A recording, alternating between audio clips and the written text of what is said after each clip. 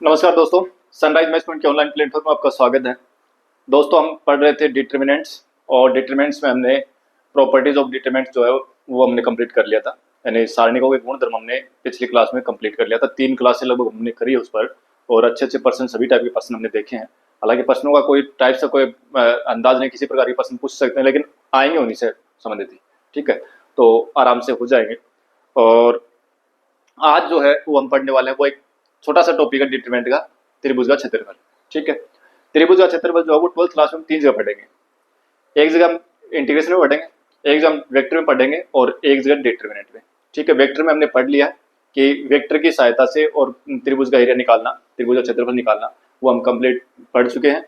यहाँ सारणी की सहायता से त्रिभुज का क्षेत्रफल निकालेंगे और एक जो समाकलन की सहायता से त्रिभुज का क्षेत्रफल निकालना हम नेक्स्ट आगे जब समाकलन पढ़ेंगे वहां पढ़ेंगे। ठीक है, परीक्षा में प्रश्न आता है तो परीक्षा में स्पष्ट लिखा होता है कि समाकलन का विधि का प्रयोग करते हुए त्रिभुज का क्षेत्रफल लिखिए, निकालिए। ठीक है, उसका सदिश का प्रयोग करते हुए और त्रिभुज का क्षेत्रफल निकालो। तो जो विधि हमें देगा वही हमें करनी है।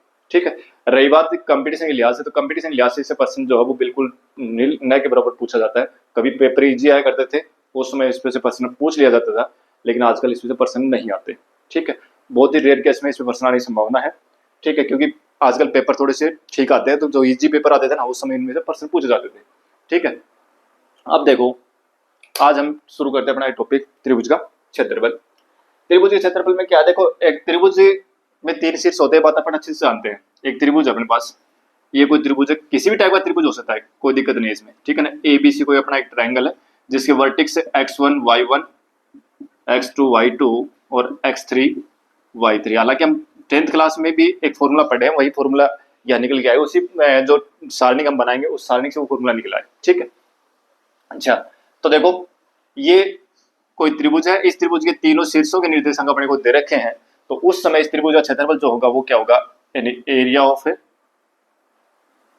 ट्राइंगल ABC का जो एरिया हो वो क्या होगा, 1/2 और एक डिटरमिनेंट बना दिया अपने को x1 y1 x2 y2 x3 y3 1 1 1। ठीक है, ये सारणिक जो है इसको सोल्व कर लो और 1/2 बार लगा दो। ठीक है, ये अपने पास आएगा। अगर इस सारणी को सोल्व करेंगे ना तो देखो अपने पास क्या आता है, 1/2 और x1 y2 माइनस y3 और फिर माइनस ये लिखते हैं ना। चलो इसी के अंदर कर देते हैं, जो अपना C1 है इसके अंदर प्रश्न कर रहा हूं मैं। ठीक है, तो इसके अंदर कर सकते हैं ना भाई, C1 के अंदर कर सकते हो, C2 के अंदर कर सकते हो। जो सारणी का जो आप एक्सप्लेन है वो आप किसी भी तरीके से कर सकते हो, कॉलम के अंदर कर सकते हो या आप इसके रो के अंदर कर सकते हो। यानी सारणी के का जो सार करना अपने को वो आप पंक्ति के अंदर कर दो चाहे कॉलम के अंदर कर दो, कोई दिक्कत नहीं है, मैं बता चुका हूँ बात। ठीक है, तो -x2 और क्या हो जाएगा, इसको छोड़ो और इसको छोड़ो, y1 माइनस y3 और प्लस x3 और फिर इसको छोड़ो y1 माइनस y2। ठीक है, और यहाँ से अगर हम इसको थोड़ा सा सोल्व करें तो x1 into y2 minus y3, इसमें से माइनस कॉमन लेंगे तो माइनस बाहर आकर के माइनस से गुणा होकर प्लस हो जाएगा x2 y3 minus y1 plus x3 y1 minus y2। ठीक है, ये आ गया अपने पास त्रिभुज ABC का एरिया। ठीक है, ये जो फॉर्मूला ना ये हमने 10th क्लास में पढ़ा है। ठीक है, 11th क्लास में जब 2D हम शुरू करेंगे, द्विमीय निर्देशांक ज्यामिति हम शुरू करेंगे, ठीक है, तो उस समय फॉर्मूला हम दोबारा पढ़ेंगे। ठीक है, ये फॉर्मूला अपने को याद रखना है।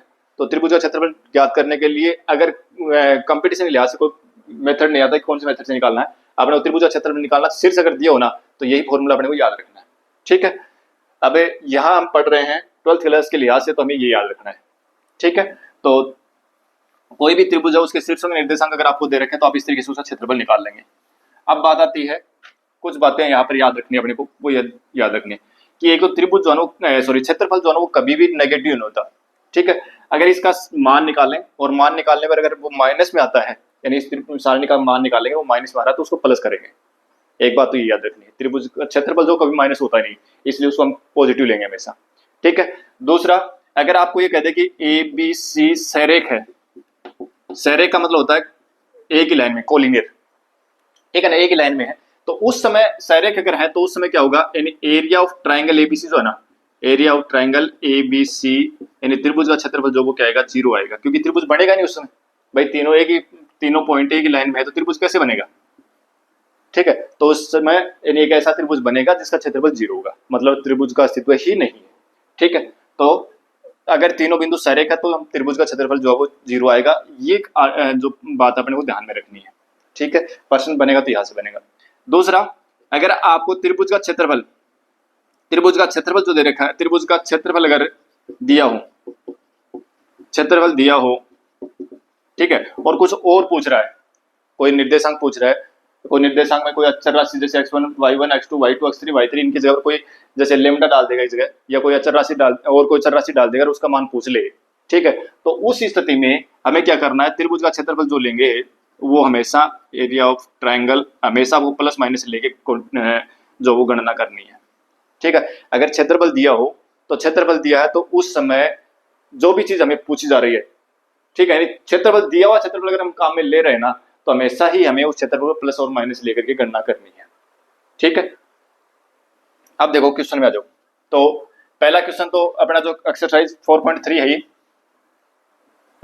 एक्सरसाइज 4.3 है, और इसमें पहला क्वेश्चन जो है ना, इसमें त्रिभुज के शीर्षों के निर्देशांक दिए हुए हैं।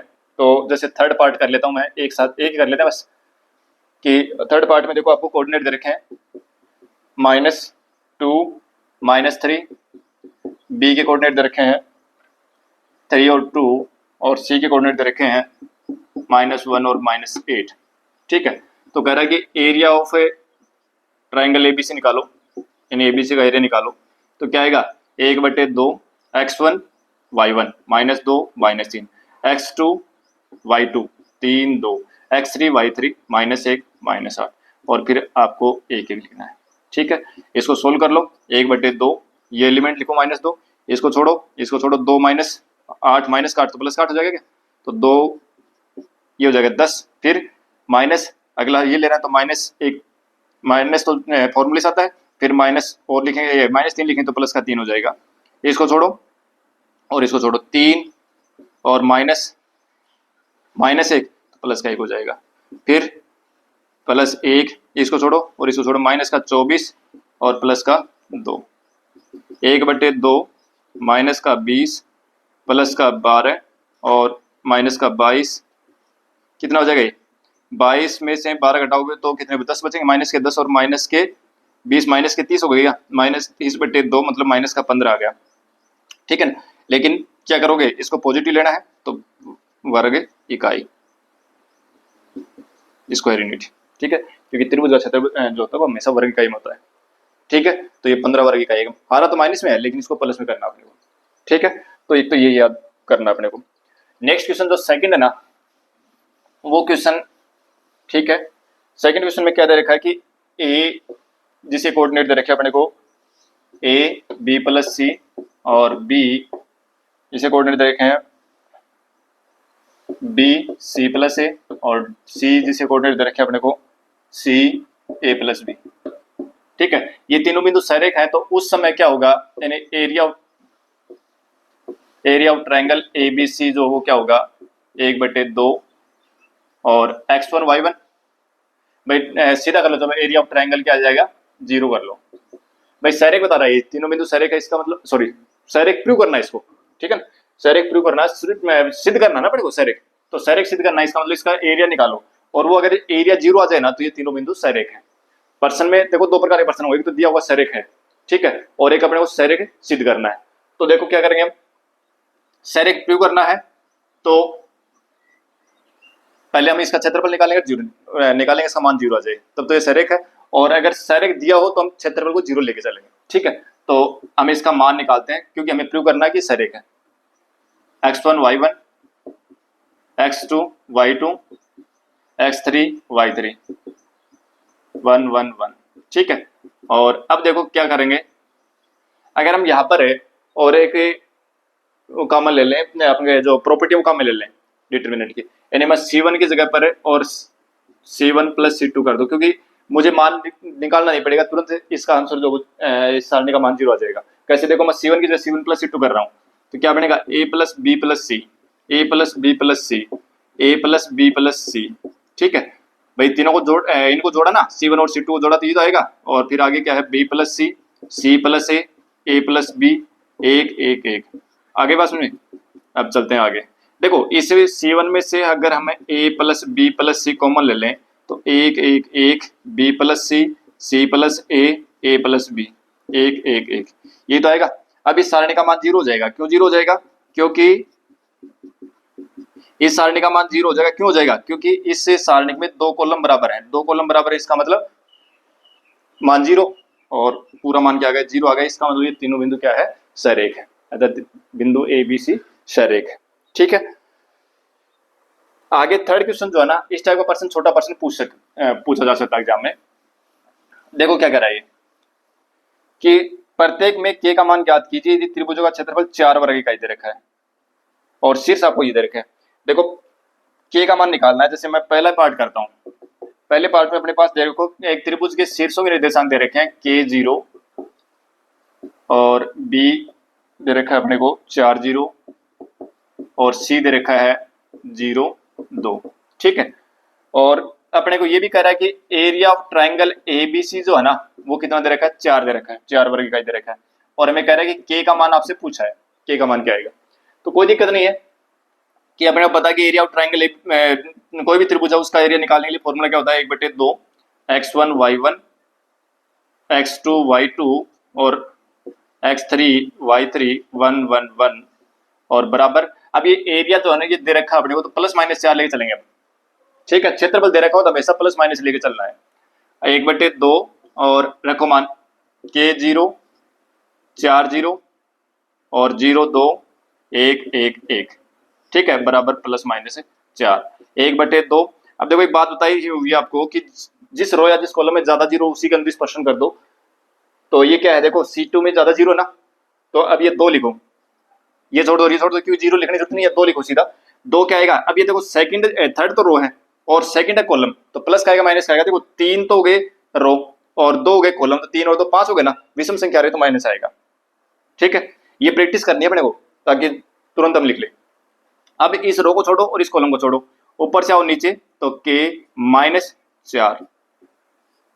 ठीक है, और बराबर प्लस माइनस 8 कर दूं क्या, ये 2 जो भाग में है इस साइड जाएगा तो गुणा में चला जाएगा। ठीक है, तो ये प्लस माइनस 8 हो गया। क्या आ जाएगा, देखो -2 का दोनों तरफ भाग देंगे तो क्या हो जाएगा कि -4 बराबर, देखो -2 का भाग देंगे तो क्या हो जाएगा, माइनस प्लस का तो हो जाएगा माइनस और माइनस का हो जाएगा +4। मतलब बात वही है, 1 - 4 बराबर क्या हो गया, इस 4 को आगे लेके चले जाओ तो के बराबर क्या हो जाएगा, +-4 और फिर प्लस का 4। अब के का मान क्या आएगा, अब यहां से अगर आप पॉजिटिव साइन लेते हो तो के बराबर हो जाएगा 4 + 4 बराबर 8, और अगर आप नेगेटिव साइन लेते हो तो के बराबर हो जाएगा -4 + 4 बराबर 0। तो के 2 मान आएंगे, एक तो 8 आएगा और एक 0 आएगा। ठीक है, तो इस टाइप का प्रश्न छोटा जो है वो एग्जाम में पूछा जा सकता है। और आगे बढ़ते हैं। अब देखो क्वेश्चन नंबर 4, इसमें थर्ड में जो है वो 2 एक क्वेश्चन और है, वो आप इसी तरीके से करेंगे। ठीक है, फोर्थ क्वेश्चन जो उसमें क्या दे रखा है, देखो फोर्थ क्वेश्चन में दे रखा है क्वेश्चन नंबर 4, उसमें दिया हुआ कि सारणिकों का प्रयोग करके और 1 2 3 6 को मिलाने वाली रेखा का समीकरण ज्ञात करो। देखो एक बिंदु तो आपको दे रखा है 1 2 और दूसरा बिंदु दे रखा है अपने को 3 और 6। ठीक है, ये दे रखा है, जैसे 2 बिंदु हुए, ठीक है, कैसे भी कच्चा डायग्राम बना लो, कैसा भी हुई कोई दिक्कत नहीं है। हमारे पास 2 बिंदु हो गए और इन दोनों बिंदु को जोड़ने वाली रेखा ये हो गई। हमें कह रहा है कि इस रेखा का समीकरण निकालना है, किसकी सहायता से, सारणिक विधि से निकालना है। ठीक है, तो क्या करेंगे, हम एक बिंदु और मान लेंगे इस रेखा पर, और वो बिंदु मान लेते हैं, चलो यहां मान लेते हैं एक बिंदु C जिसके निर्देशांक x और y है। इस रेखा पर एक बिंदु और ले लिया हमने C, जो कि क्या हो गया, इस बिंदु C के निर्देशांक हमने x और y और मान लिए। तो अब देखो ध्यान से देखें तो तीनों बिंदु क्या हो गए, सरेख हो गए। ठीक है, तो देखो सबसे पहले तो आप क्या करोगे कि मानोगे कि माना बिंदु A और B को जोड़ने वाली रेखा पर कोई बिंदु C है जिसके निर्देशांक x और y है। ठीक है, तो ये करने के बाद में और फिर क्या करोगे कि ABC जो है यहाँ पर ACB क्या हो गए, सरेख हो गए ना, सरेख है, मतलब एक रेखा पर हो गए भाई, तीनों क्या हो गए, सरेख बिंदु हो गए भाई। 2 तो ये C दोनों रेखा पर थे ही, हमने तीसरा बिंदु C माना, वो इसी रेखा पर तो मानना है, तो एक रेखा में हो गई, तीनों सरेख हो गए। सरेख हो गई, इसलिए इनके त्रिभुज का क्षेत्रफल क्या हो जाएगा, एरिया ऑफ ACB जो वो कितना आ जाएगा, zero. Area of ACB zero निकालने का मतलब क्या हुआ कि वो जो त्रिभुज का क्षेत्रफल निकाल रहे थे वो जो सारणी बन रही थी वो जीरो के बराबर आएगी। या यूं कह दो कि 1/2 त्रिभुज का क्षेत्रफल निकाले, फॉर्मूला क्या था, x1 y1 x2 y2 x3 y3 1 1 1 is equal to 0। ठीक है, अब रखो मान 1/2, ये x1 y1 हो गया 1 2, ये x2 y2 हो गया x y, ये 3 और 6 1 1 1 बराबर 0। इस दो को तो ले जाओ सेट, तो ये दो जीरो के साथ गुणा हो जाएगा तो जीरो बनेगा। ठीक है, इस सारणी को सोल्व करो, क्या आएगा, 1 गुणा y माइनस 6, फिर माइनस का 2, इसको छोड़ो और इसको छोड़ो, x माइनस 3, और फिर 1 प्लस का 1, इसको छोड़ो और इसको छोड़ो, 6x माइनस 3y बराबर 0। क्या हो जाएगा, y minus 6 minus 2x plus का 6 प्लस 6x माइनस का 3y बराबर 0। ठीक है, ये 6 से 6 तो कैंसिल हो गया, प्लस के 6x है माइनस के 2x है तो 4x बचेंगे। ठीक है, प्लस का y है माइनस के 2y 3y तो माइनस के 2y बचेंगे बराबर 0। पूरे समीकरण में 2 का भाग जा रहा है, 2x बराबर क्या हो जाएगा, 2x माइनस y बराबर 0, यानी 2x बराबर क्या हो गया, y हो गया। तो चाहे तो ये लिख दो चाहे लिख दो, दोनों ही रेखा का समीकरण है। ठीक है, 2D बढ़ेंगे उसमें बहुत डीपली बढ़ेंगे हम रेखा के समीकरण को। ठीक है, तो एक ऐसा ही प्रश्न हो रहा है, कर लेंगे इस तरीके से, कोई दिक्कत नहीं है। सी बिंदु जो है ना ये ए बी के बीच में मान लो, बाहर मान लो, कोई फर्क नहीं पड़ेगा, उस समय ये एक्स और वाई, जो एक्स और वाई यहाँ जाएंगे, कोई दिक्कत नहीं, आंसर वही आएगा। ठीक है, अब चलो क्वेश्चन नंबर 5 में। क्वेश्चन नंबर 5 में क्या कराइए कि यदि शीर्ष से 2 माइनस 6 5 4 के 4 वाले त्रिभुज का क्षेत्रफल 35 वर्ग इकाई है तो के का मान ज्ञात करो। क्वेश्चन नंबर 5 दे रखा है, बस ये कर लिया आपने। वैसे तो क्वेश्चन नंबर 5 जो है उसमें क्या दे रखा है कि एक त्रिभुज से जिसके निर्देशांक दे रखे हैं 2 माइनस 6 5 4 और के 4। ठीक है, तो कह रहा है कि त्रिभुज का क्षेत्रफल बताओ, area of a triangle A B C, sorry त्रिभुज का क्षेत्रफल दे रखा 35, तो ये दे रखा 35 दे रखा तो प्लस माइनस 35 लेके चलेंगे। ठीक है, त्रिभुज का क्षेत्रफल निकालना फॉर्मूला क्या होता है, 1/2 x1 y1, तो ये x1 y1 लिख दो, x2 y2 x3 y3 1 1 1 बराबर प्लस माइनस से 35।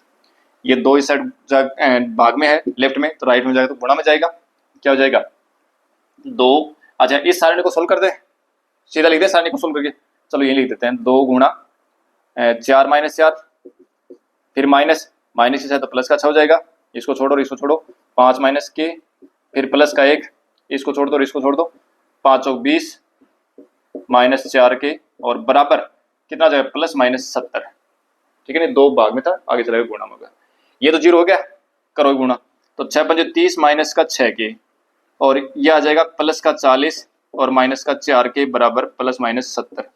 कोई दिक्कत नहीं है। अच्छा, अब देखो इसको थोड़ा सा सोल्व करो, ये माइनस का 6 के है माइनस का 4 के, तो दोनों एक सेम साइन है, ऐड हो जाएंगे तो प्लस के माइनस के 10 के हो गए, दोनों जुड़ गए, और प्लस के 40 हैं और प्लस के 30 हैं, कितने हो गए, प्लस के 70 हो गए ना, तो प्लस के 70 हो गए बराबर प्लस माइनस 70। ठीक है, अब देखो 10 माइनस का 10 के बराबर हो जाएगा प्लस माइनस 70 और माइनस के 70।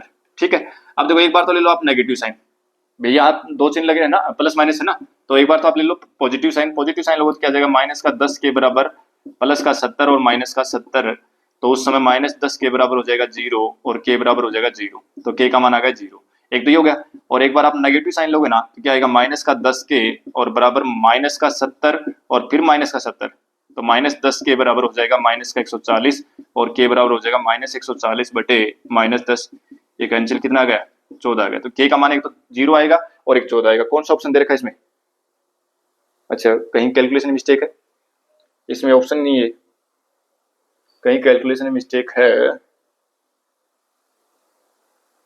देखो पहले कहीं गलत तो नहीं लिख दिया, 2 माइनस 6 5 4 के 4 1 1 ठीक है, ये लिखा 4 माइनस 4 ठीक है, ये माइनस का 6 5 माइनस के ये भी ठीक है, और 4 5 हाँ ये गलत हो गया भाई, 4 5 20 होंगे, 20 आएंगे। ठीक है, और फिर ये भी 20 होगा। ठीक है, और अब सही आएगा, इसमें गड़बड़ हो गई, 20 और 30 50 होंगे ना, तो ये 50 होगा, और फिर आगे लेके जाएंगे तो ये 50 होगा, फिर पॉजिटिव साइन लेंगे तो उस समय ये आएगा -50 और उस समय ये आएगा -10 के बराबर 20 और के बराबर हो जाएगा -2 आ गया। और नेगेटिव साइन लोगे उस समय ये आएगा, नेगेटिव साइन लेंगे तो क्या जाएगा -70 और प्लस -50। ठीक है, तो ये कितने बन गए -120 बन गए और -120 में 10 का भाग दोगे तो कितना आ जाएगा 12 आ जाएगा। तो के का मान एक तो आ गया -2 और एक आ गया 12। कौन सा ऑप्शन है?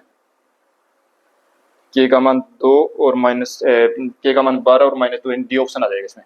ठीक है, डी ऑप्शन इसका आंसर हो जाएगा। ठीक है, तो ये थी अपनी एक एक्सरसाइज 4.3, छोटी सी एक्सरसाइज है, त्रिभुज के क्षेत्रफल संबंधित है, कोई छोटा प्रश्न पूछा जा सकता है 12th क्लास के बोर्ड एग्जाम में। ठीक है, और मेनली संभावना ये रहेगी जो के की वैल्यू निकालने वाला प्रश्न है ऐसा ही प्रश्न पूछे जाने की संभावना है, सीधा क्षेत्रफल नहीं पूछेगा। ठीक है, फिर भी पूछ ले कोई दिक्कत नहीं, हमें ये ध्यान में होनी चाहिए। तो एक तो यहाँ पर ये चीज को विशेष ध्यान रखना, अगर त्रिभुज का क्षेत्रफल देगा तो प्लस माइनस जरूर लेना है। ठीक है, यहाँ संभावना रहेगी गलती होने की। ठीक है, हम क्या करेंगे, जैसे यहाँ इस प्रश्न में अगर प्लस माइनस लेके चले, केवल प्लस का लेके चले, प्लस का लेके चलते हमारे पास कितना आता है, के का मान -2 आता है। ठीक है, और ऑप्शन में के का मान -2 मिलेगा, हम क्या करेंगे सीधा टिक उसको करेंगे। एक ऑप्शन ऐसा भी आएगा जिसमें 12 भी मिलेगा। ठीक है, और एक ऑप्शन ऐसा भी आएगा जिसमें -2 और 12 दोनों मिलेंगे। ठीक है, तो ये चीजों का ध्यान रखना। देखो इसमें दे रखा है 5 ऑप्शन में, दोनों ऐसे ऑप्शन दे रखे हैं। तो ये एक छोटी सी प्रश्नावली थी, इसको हमने कंप्लीट कर लिया। अब इसके अंदर हमारा बच गया एक समीकरणों को सोल्व करना, सारणिक और मैट्रिक्स की सहायता से समीकरणों को सोल्व करना। वो टॉपिक जो अपन नेक्स्ट क्लास में पढ़ेंगे। तो आज की क्लास को यहीं देते हैं, फिर आप मिलते हैं नेक्स्ट क्लास में। Thank you.